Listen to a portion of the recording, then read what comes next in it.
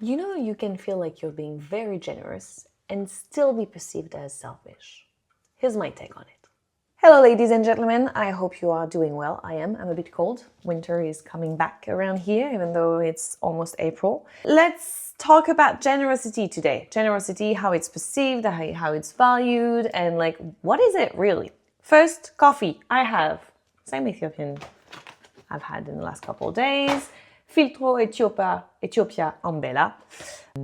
Up, roasted by Nomad in Spain. I brewed it with an Aurea yesterday. Today I'm doing V60. I wasn't really convinced by the Aurea yesterday. I've got my Paragon ice bowl and let's do it. All right, so yeah, you can feel like you're being very generous and yet be perceived as being selfish. How come? Well, first of all, what is generosity, right? Is it defined by how much it costs you to give?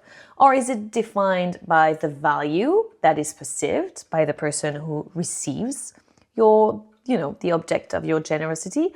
Or is it a combination of both, right? Let me give you an example. Let's say you have little time because you're busy in your life, like pretty much all of us. You have maybe a family with a relationship with your partner you need to take care of, kids you need to take care of as well, maybe parents, grandparents, brothers, sisters, whatever. You also have friends, you have a job, you have yourself to take care of to make sure that you don't exhaust yourself. But let's say that you still manage to give some time, to people around you. Okay?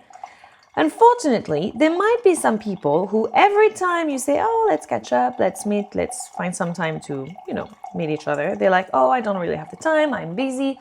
And whenever you guys manage to meet, the other person, for instance, will always bring a little gift, and then you would spend some time together, but maybe they're not really present, or, they were supposed to stay for an hour and a half, and then after 45 minutes they tell you, oh, actually, I really have to go because I have this thing and I forgot about it, or whatever else.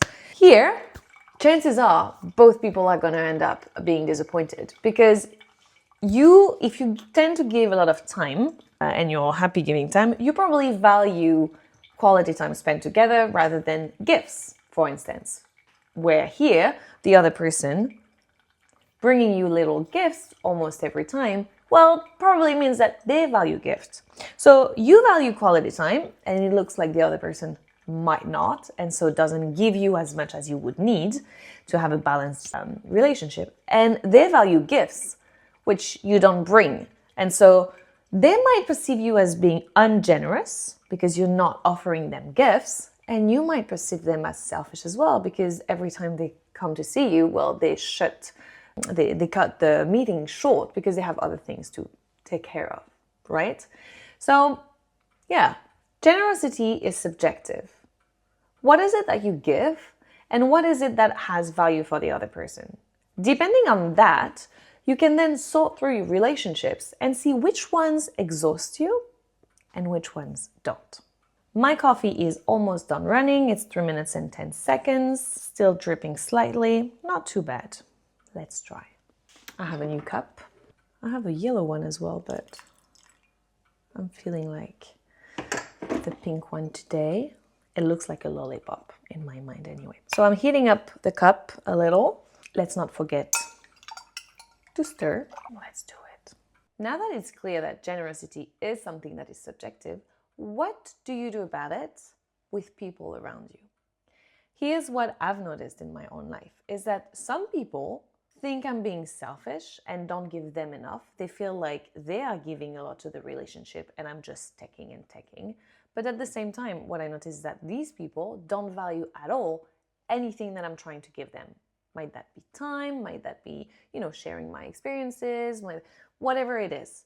Because these people tend to value something specific that maybe I don't know they value it, or I don't value it myself. For instance, to take again the example of little gifts, I appreciate little gifts, but it's not what brings the most value to a relationship in my view. And I totally understand that some other people have different perspective, okay? We're all different. But so when you end up in a relationship with someone who thinks you don't bring value, well, resentment starts to appear. And what can happen as well is that you feel that resentment, and so you're going to try and give more, and you're going to try to overextend yourself to match that other person's vision of a balanced relationship. Well, today, maybe it will change, but I believe that this doesn't work. And if you're not in a relationship with someone who values what you naturally give, then chances are the relationship is going to go down the drain and it's not going to end up in a pretty way. What I mean as well here is that there are some people who will value who you are without you having to do anything at all. At least not go out of your way at all, not overextending anything. For instance, there are some people who will just think that spending a little time with you brings them a lot of value. Why? Because they enjoy your energy, they enjoy whatever stories you're sharing, they enjoy maybe the fact that you're being vulnerable and you're sharing insight. Could be that, could be anything else, right? But some people just enjoy who you are naturally and what value it brings them by just sitting around you and listening to you. They also people probably also enjoy what you give them intentionally, right? But that would be things that you enjoy giving them naturally. Some people just, when they walk around a town and they see a shop, they think about someone else and they buy a little gift. And it just comes naturally to them and it makes them happy. Some other people, it's just natural to them to spend a lot of time with someone and listen to their problems and give feedback. We all have our talents. What I mean to say now is that be careful about who you're surrounding yourself with and who you're giving your energy to, because some people are going to super value it and some others are not going to value it at all. So you can try and find the balance if there are people you appreciate and don't seem to completely, fully appreciate whatever it is you're giving naturally. But maybe the best course sometimes is to focus on the people who just enjoy who you are and in the way you act. This is valid both ways. Sometimes you feel like you're giving a lot to someone and you don't feel like they're valuing it. Well, that's okay. Maybe because what you have to give, either they're not able to see the value, or maybe because it doesn't have value for them. Maybe what you give them, they already received somewhere else, so they don't need any more. That's all right. You're just not the perfect match. No need to be resentful. Maybe just redirect your energy to someone else. I think that I've made my point today. Thank you for watching this far. This will be a good reminder for myself as well. Let me know what you think about it, and I'll talk to you soon. Bye-bye.